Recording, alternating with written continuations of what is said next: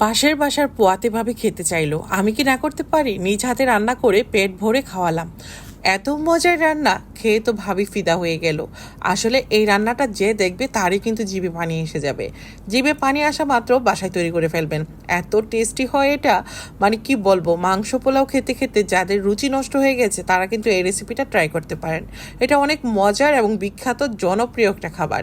এখানে আমি half cup পরিমাণ সরিষার তেল নিয়েছি, আস্ত আস্ত কিছু রসুন দানা নিয়েছি, 15-20টার মতো নিয়েছি কাঁচা মরিচ, আর এখানে আমি লাল মরিচের গুঁড়া দিলাম 1.5 টেবিল চামচ পরিমাণ, হলুদের গুঁড়া 1/2 টিস্পুন পরিমাণ, ধনিয়া গুঁড়া 1 টিস্পুন পরিমাণ, এখানে জিরা গুঁড়া 1/2 টিস্পুন পরিমাণ অ্যাড করেছি।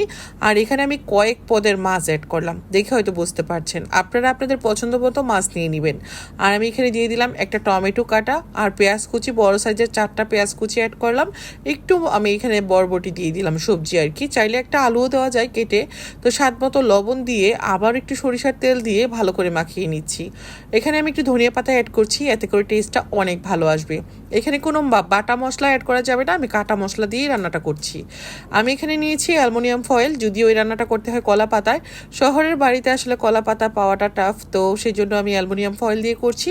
অনেক আপুরাই আছে দেশের বাইরে থেকে আমাদের রেসিপিগুলো দেখে, তারা তো বিদেশের বাড়িতে পাবে না কলা পাতা, তো সেই জন্য ভাবলাম যে অ্যালুমিনিয়াম ফয়েল দিয়ে রেসিপিটা শেয়ার করি, এতে করে সবাই বাসায় করতে পারবেন। এদিক থেকে আমি হাঁড়ির পিছনের অংশে চাপ দিয়ে আমি অ্যালুমিনিয়াম ফয়েলের একটা হাঁড়ি শেপ বানিয়ে নিলাম। এটা কিন্তু একটা টিপস, আপনারা দেখে অনেকে যাদের মানে কাজে লাগে টিপসটা শিখে নেবেন। বাটির পিছনের অংশে এভাবে করে বাটির মতো শেপ দিয়ে নিতে পারবেন, হাঁড়িতে করলে হাঁড়ির পিছনের অংশ করে নিতে পারবেন। এখানে আমি 1 টেবিল চামচ পরিমাণ সরিষার তেল দিয়ে অ্যালুমিনিয়াম ফয়েলের মধ্যে ঢেলে দিচ্ছি মাছ মাখাগুলো। দেখে হয়তো বুঝতে পারছেন কতটা লোভনীয় লাগছে মাখানো অবস্থায়। যখন এটা দমে রান্না হবে তখন খেতে কেমন হবে বলেন তো? বাসায় না রান্না করলে তো বলতে পারবেন না, তাই না? অবশ্যই বাসায় রান্না করবেন। আমি ভিতর থেকে 2টা নাগা মরিচ দিয়ে দিচ্ছি, একটা আস্ত রসুন দিয়ে দিলাম, উপরে একটু সরিষার তেল দিয়ে দিলাম, আবারও কিছু ধনিয়া পাতা কুচি দিয়ে দিলাম। এখন যেটা করতে হবে সেটা হলো খুব ভালো করে মুখটা মুড়িয়ে দিতে হবে। এই তো অ্যালুমিনিয়াম ফয়েল এইভাবে করে মুড়িয়ে দিলে কিন্তু এটা ছুটে যাওয়ার কোনো চান্স নেই। তারপরও উপর থেকে আমি আরেকটা ফয়েল কাগজ এভাবে করে দিয়ে দিচ্ছি, যাতে করে মানে তেল মশলা বের হয়ে না যেতে পারে। ওকে, আশা করছি বুঝতে পেরেছেন বিষয়টা। এখন আমার হাঁড়িটা যেন নষ্ট না হয়ে যায়, তাই হাঁড়ির মধ্যে আবার একটু সরিষার তেল দিয়ে দিলাম চতুর্পাশ থেকে ঘুরিয়ে। এই তো আমার একটা পাশ আমি 15 মিনিটের মতো এভাবে করে এখানে রান্না করলাম, চুলার আঁচটা লো হিটে রেখে। দেখো হয়তো বুঝতে পারছেন। আপনারা চাইলে হাঁড়ির নিচে একটা তাওয়া দিয়ে দিতে পারেন। আমি আর একটা পাশও 15 মিনিটের মতো করে ঘুরিয়ে এভাবে করে রান্না করে নিলাম। তো এভাবে 15 মিনিট, ওভাবে 15 মিনিট, প্রায় আমি কিন্তু 1 ঘন্টার মতো রান্না করেছি। মানে 15 মিনিট পর পর উল্টে পাল্টে দিয়েছি। হ্যাঁ, এই রান্নাটা 1 ঘন্টার মতো করতে হবে, যেহেতু দমে রান্না করব।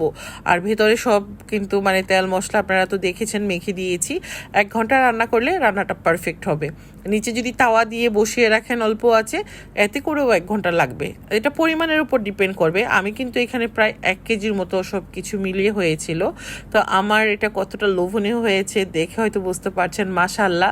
তো এটা খেতে কিন্তু আসলে সাধারণ কোনো তরকারি না, এটা অন্যরকম একটা তরকারি। এটা হলো নোয়াখালীর বিখ্যাত মরিচ খোলা রেসিপি।